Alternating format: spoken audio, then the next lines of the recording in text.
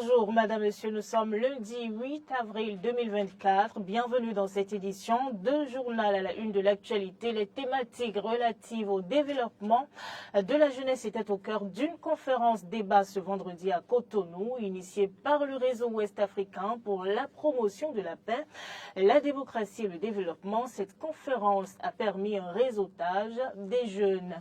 Également dans ce journal, 3 plasticiens des arts contemporains ont séduit jeudi dernier le public béninois à travers leurs différentes œuvres exposées à l'Institut français de Cotonou. Le compte rendu est à suivre dans un instant. Et puis hors de nos frontières, en RDC, la société civile lance un cri d'alarme après un week-end meurtrier en Ituri. C'est l'essentiel en titre.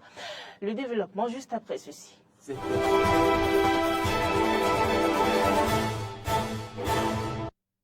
Merci, Madame, Monsieur, d'avoir pris le rendez-vous de l'information sur Eden TV. Je vous l'annonçais en titre, le réseau ouest-africain pour la promotion de la paix, la démocratie et le développement a organisé ce vendredi après-midi une conférence débat pour réfléchir sur les thématiques de développement de la jeunesse.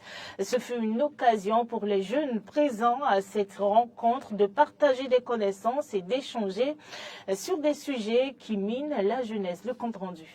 À travers cette conférence débat, le réseau ouest-africain pour la promotion de la paix, la démocratie et le développement ont attiré l'attention de la jeunesse sur son rôle dans la construction d'une communauté ouest-africaine plus unie, dynamique et radieuse. Selon le président du réseau, les mots qui minent la jeunesse ouest-africaine tirent leur source dans la traître négrière, la colonisation et le néocolonialisme.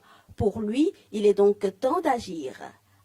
Les pays ouest-africains ont subi, à travers les âges, les effets néfastes de l'ignoble traite négrière, de l'infâme colonisation, d'un aliénant néocolonialisme et d'une pseudo-globalisation. Tant de fléaux qui impactent négativement le quotidien des Africains en général et plus particulièrement celui de sa jeunesse. Il est plus que jamais propice pour que, dans un élan collectif, toute la jeunesse de l'espace ouest-africaine se mette debout pour accompagner les efforts des dirigeants à travers des propositions concrètes et des actions efficaces afin de vaincre la fatalité. Dans sa communication inaugurale, Constantin Amoussou, journaliste, chroniqueur et écrivain, s'est évertué à décrire le ciel ouest-africain. Après un long développement, il parviendra à la conclusion selon laquelle le chantier du développement du continent africain a besoin de matériaux de la paix et sur ce chantier, la responsabilité de la jeunesse est plus grande que celle de quiconque. Face au désarroi qui sévit à l'intérieur des États, face au rôle contesté des institutions qui s'éloignent de l'idéal qui les ont portés, les jeunes épris de paix, de justice et de développement doivent devenir les moteurs du changement qu'ils désirent, en se mettant en réseau, en s'organisant au-delà de l'espace restreint de leurs États, de leur pays, pour diagnostiquer les goulots d'étranglement et apporter leurs généreux efforts à l'événement d'une nouvelle Afrique où les peuples auront la voix au chapitre, où les frontières ignobles qui se dressent comme des murs de Berlin entre les peuples frères seront abolies, où la libre circulation des biens, des personnes et des idées sera garantie, promue et protégée. La série de questions-réponses qui a suivi la communication inaugurale a permis d'approfondir les réflexions sur la thématique. Et parlant toujours du développement de la jeunesse, le premier dialogue mondial sur la jeunesse ouvert jeudi sous le thème « La vision de la nouvelle génération des jeunes sur la population et le développement » s'est achevé vendredi à Cotonou. Et c'est le directeur adjoint de cabinet du ministre d'État chargé du développement et de la coordination de l'action gouvernementale qui a présidé la cérémonie de clôture des travaux. Clémence Tonoukoin. Pendant 2 jours, des centaines de jeunes venus de plus de 130 pays du monde ont échangé sur les défis qui minent leur société. Objectif, faire émerger les idées qui concourent à l'édification d'une société prospère, inclusive, juste et équitable. Pour y arriver, l'expérience va se poursuivre sur 3 mois à travers les pays. Vous êtes les architectes de votre destin. Vous êtes les architectes du destin de notre continent. Parce que le futur, c'est vous qui allez le construire. C'est pour cette raison qu'à la CEDEAO, nous avons décidé d'instaurer ce dialogue au niveau des pays, mais sur 3 mois, pour permettre à la jeunesse, entre elles, en tenant compte des spécificités, des différences, de pouvoir dire leurs préoccupations, d'indiquer au gouvernement la voie à suivre. Mais pendant 3 mois, ils seront entre eux, ils prolongeront les débats à travers les webinaires. Ils prolongeront les débats à travers les radios et les télévisions pour permettre aux populations du pays de comprendre quelle est la préoccupation des jeunes, quel est le besoin des jeunes et en quoi, quelle réponse nous devons donner en tant que gouvernement, en tant qu'autorité, en tant que parents. En répondant aux doléances des jeunes, les responsables politiques et des institutions sous-régionales comme la CEDEAO, les organisations des Nations Unies et du gouvernement béninois ont respectivement pris l'engagement d'orienter désormais leur politique dans le sens de l'amélioration de la vie des jeunes.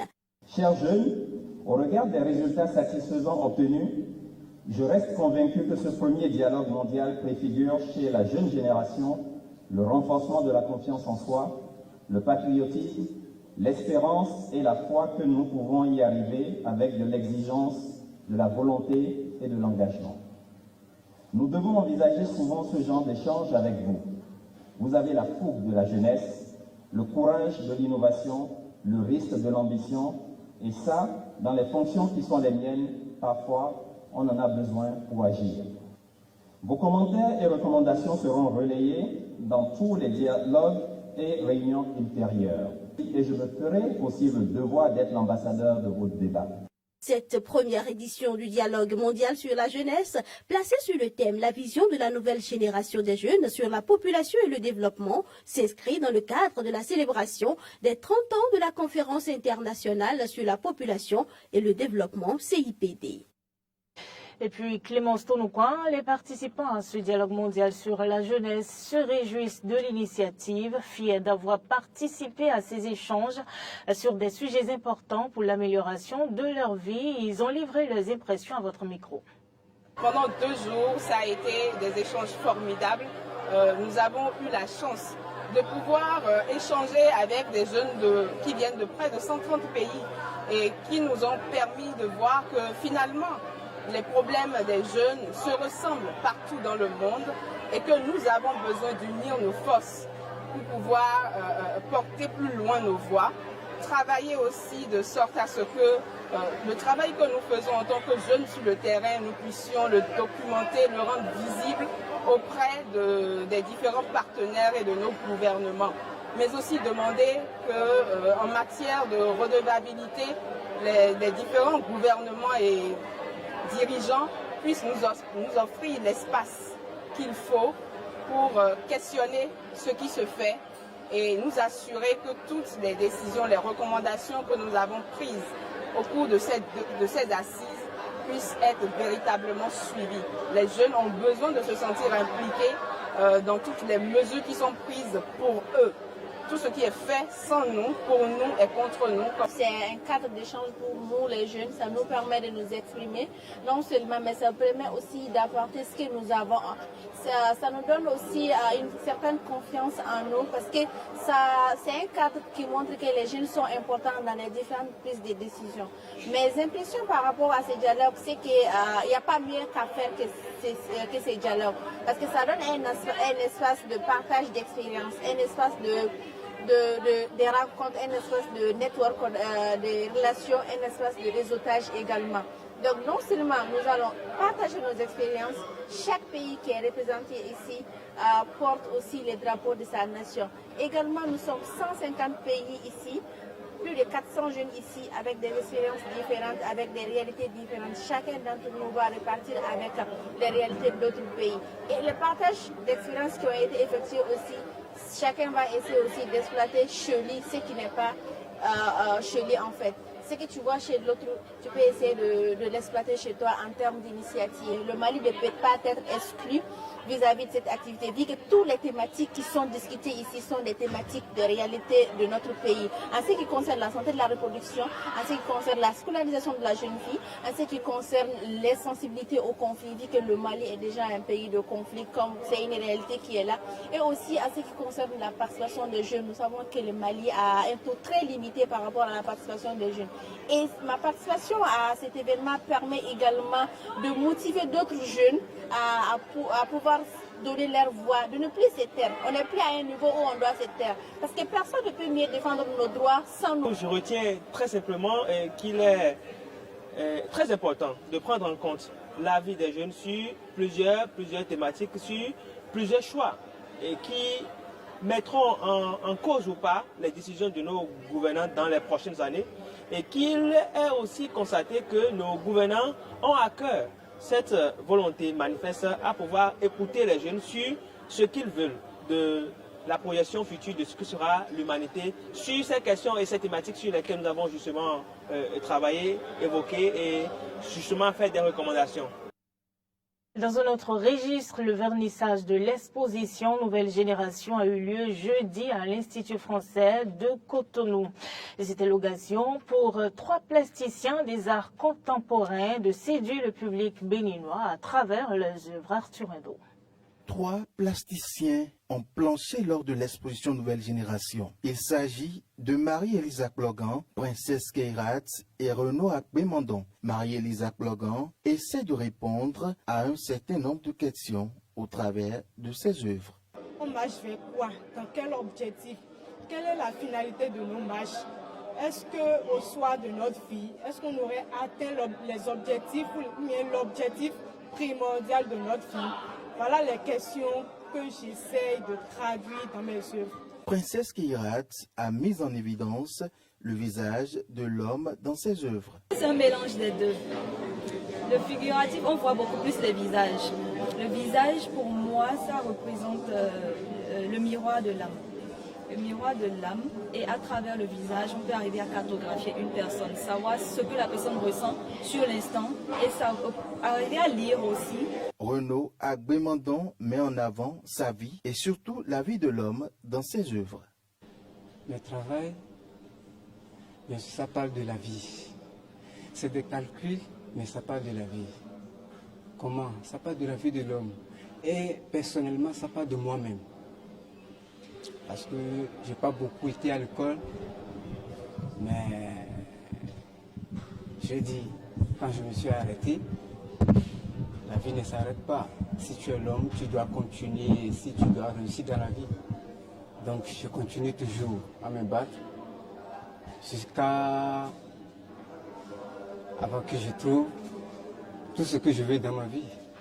Ces 3 jeunes ont sidéré le public. Je suis très sidéré que nous puissions tous, autant de monde, se retrouver autour des 3 artistes, coachés par les doyens, les aînés que je respecte beaucoup. Pour cette initiative de l'Institut français, et comme les 2 autres artistes, Fadaero et Charlie d'Almeida, moi j'ai accompagné un jeune artiste qui était dans mon atelier il y a environ 3 ans, Renaud Akbemandon, qui est celle et qui maintenant a eu l'opportunité de montrer ses travaux pour la première fois. Il est à préciser qu'ils sont tous nés des ateliers des maîtres Fadaero, Zinkpe et d'Almeida. Sur le continent africain, on vous l'annoncer dans les titres, week-end meurtrier en Ituri. La société civile de cette province de l'Est de la République démocratique du Congo a alerté sur plusieurs attaques de groupes armés ayant endeuillé la région. Territoire de Djougou lors d'une double incursion des miliciens de la Codec dans 2 villages. 17 personnes ont été tuées, 7 gravement blessées et 4 kidnappées. Le même jour, dans la soirée, 8 civils ont trouvé la mort dans une attaque attribuée au groupe ADV Nalou dans le territoire voisin d'Iturumu. Une situation intolérable pour Dieudonné Lossa, responsable de la société civile de l'Ituri. Personne ne peut imaginer que les gens meurent jour et nuit alors que nous sommes en état de siège, a-t-il martelé. L'état de siège a été décrété pour sécuriser la population de l'Ituri, mais l'état de siège sans les militaires pointe encore ce responsable de la société civile de l'Ituri. Depuis la chute de Bunagana, tous les postes occupés alors par les militaires sont restés vides et occupés par les miliciens qui se déplacent quand bon leur semble. Et puis un naufrage au large du Mozambique a fait près de 100 morts. Une enquête a été ouverte pour déterminer les véritables causes du naufrage. Sidonia Sagouran. Le bilan est monté ce matin à au moins 94 morts et 26 disparitions, dont 3 enfants. Les opérations de recherche se poursuivent après le naufrage de ce bateau de pêche dimanche au large du Mozambique qui transportait 130 personnes. Selon les informations relayées par le journal Reuters, le navire était surchargé et n'était pas autorisé à transporter des passagers. Selon les faits, la plupart des passagers tentaient de fuir la terre ferme en raison de fausses informations sur l'épidémie de choléra en cours qui a semé la panique. Le Mozambique, un des pays les plus pauvres du monde, a enregistré près de 15 000 cas de cette maladie transmise par l'eau souillée et 32 personnes en sont mortes depuis le mois d'octobre selon les statistiques gouvernementales. Une enquête a été ouverte pour déterminer les causes du naufrage, a précisé le secrétaire d'État. Madame, Monsieur, ce journal se referme. Je vous remercie de l'avoir suivi sur nos différentes plateformes digitales. Retrouvez-nous YouTube, Facebook avec l'identifiant Bénédicte TV. Je vous souhaite une agréable semaine de travail.